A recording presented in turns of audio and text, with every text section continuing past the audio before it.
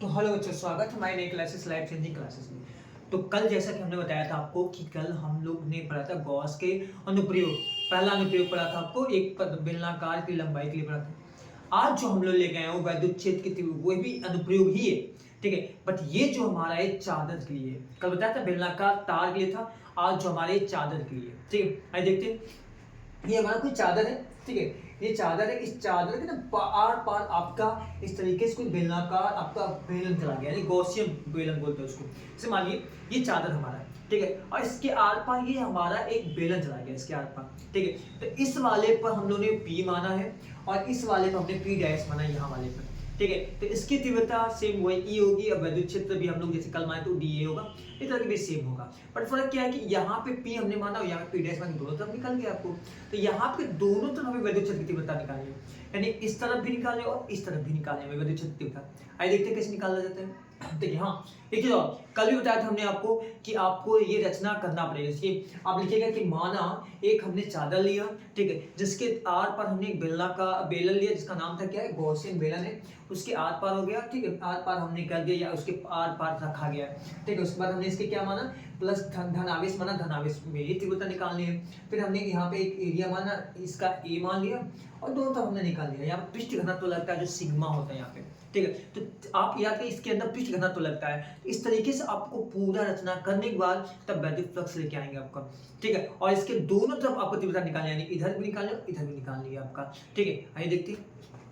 देखिए यहाँ हमें क्या निकालनी है, यहाँ पे हमें यहाँ निकालनी होगी वैद्युत फ्लक्स तीव्रता फाई ई बराबर, ठीक है, डी फाई ई लिखिएगा। डी फाई ई बराबर ई डी, पहले बनाते हैं वेक्टर ई, ठीक है, इनटू का डी ए, दो बार होगा आपका, प्लस ई, थोड़ा अच्छे से कर लेते हैं इसको, वेक्टर ई इनटू का डी ए होगा, ये दो बार होगा क्योंकि यहाँ पे दोनों साइड में इसलिए दो बार होगा। अब यहाँ पे बताइए आपको, हम पहले हटा लेते हैं इसको, डी फाई ई बराबर, अब इसको हटाएंगे हम लोग तो हमारी वही कंडीशन है, cos थीटा वाले कहानी हो गई, ठीक है।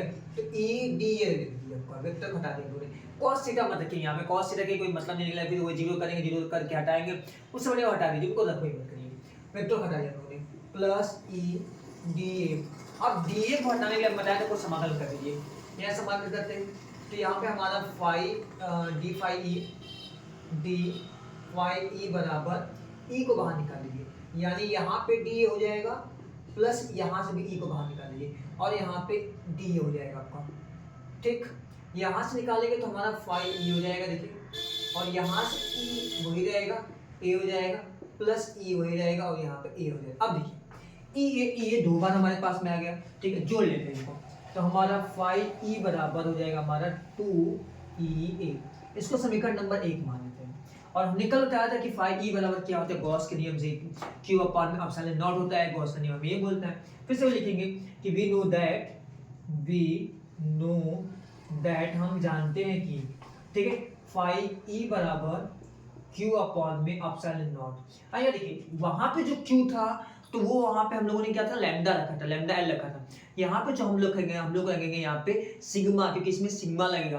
कल वाला जो था बेलनाकार था तो उसमें लैम्डा लग रहा था और यहाँ पे पृष्ठ घनत्व तो आपका सिग्मा लगेगा, ठीक है। यानी ये जो हमारा बनेगा यहाँ पे क्यू बराबर सिग्मा ए बनेगा, यानी इसकी जगह पे तो रख लेते हैं फाई ई बराबर, ठीक है, सिग्मा ए अपॉन में एप्सिलॉन नॉट।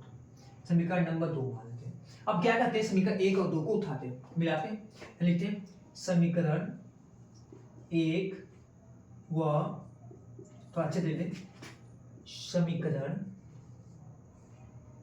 1 व 2 से ऐसे भी कर सकते हैं कि क्यों कि समीकरण 1 में समीकरण 2 का मान रख ले, ऐसे भी बोल सकते हैं हम लोग, ठीक। आइए रखते हैं इस मान को, पहले इसको रखते हैं, हम क्या करें इस जगह रखते हैं सिग्मा ए अपॉन में एप्सिलॉन नॉट बराबर 2e ए। अब देखिए क्या कटेगा, दोनों में कटेगा, यहाँ देखिए इससे ये कट जाएगा और क्या बचेगा हमारे, जब इससे ये कट गया तो वहां से हमें ई तो निकालना है। एक काम करते हैं, यहाँ बता देते हैं आपको, इस चीज को हम याद कर देते हैं, इसी चीज को, ठीक है। ई को ये रख दे रहे हैं आपको, सिग्मा को वहीं छोड़ दे रहे हैं हम लोग आपको, और 2e को नीचे आए 2 एप्सिलॉन नॉट ई, और यही तो निकालना था हमें, यही तो हमें प्रूव करना था, देखिए तो आपने। ठीक है। तो इस तरीके से हम लोगों ने आपका अनुप्रयोग बताया, 2 ही अनुप्रयोग काफ़ी है इनका, 5 अनुप्रयोग है लेकिन 5 में से 2 ही काफ़ी, आपको ये दोनों पूछा जाता है, इन दोनों में से एक पक्का आता है। तो ये बहुत इंपॉर्टेंस है आपका, ठीक है। ध्यान से रखिएगा, हाँ, रचना ज़रूर करिएगा, जैसे-जैसे आपने इसको बनाएँगे वैसे रचना ज़रूर करिएगा। इस तरीके से होता है आपका, क्योंकि यहाँ पे 2 यहाँ पे तीव्रता निकालनी थी, यहाँ पे तीव्रता निकालनी थी, DA 2 बार कर दिया। हम लोगों ने वेक्टर हटाया तो हमने cos थीटा नहीं लगाया, cos थीटा आप लगा सकते हैं, वहाँ पे फिर 0 लगाएँगे, फिर उसको A हटाएँगे, तो फिर से चीज़ वही आएगी, फिर समाकलन किया आपने, यहाँ से E निकला, यहाँ से E निकला, यहाँ से A निकला और यहाँ से A निकला, दोनों जोड़ा आपने, ये आगे, फिर इसके बाद बाकी कर दिया और यही प्रूफ करना था हमें, E बराबर sigma upon 2 epsilon not E था। इस तरीके से हम लोगों ने ये, इस तरीके से हम, ओह सॉरी, E कहाँ जा रहेगा? ओहो! ये नहीं रहेगा आपको, क्योंकि हमें E निकालना, तो E हम निकाल लगे, तो हमारे क्या बचा? Sigma upon 2 pi epsilon not. कुछ तो नहीं बचा हम लोग का? नहीं, कुछ नहीं बचा हम लोग का, ठीक है, क्योंकि E तो निकालना था, यहाँ से हमने इसको काट दिया, यहाँ सिग्मा बचेगा, यहाँ से 2E बचेगा हमारा, इक्वल टू 3 बचेगा, ठीक है। इस तरीके से हम लोग इसको पूरा किया, ठीक है, तो बहुत इंपॉर्टेंट है, ध्यान रखिएगा, डालिएगा। Thank you, bye bye.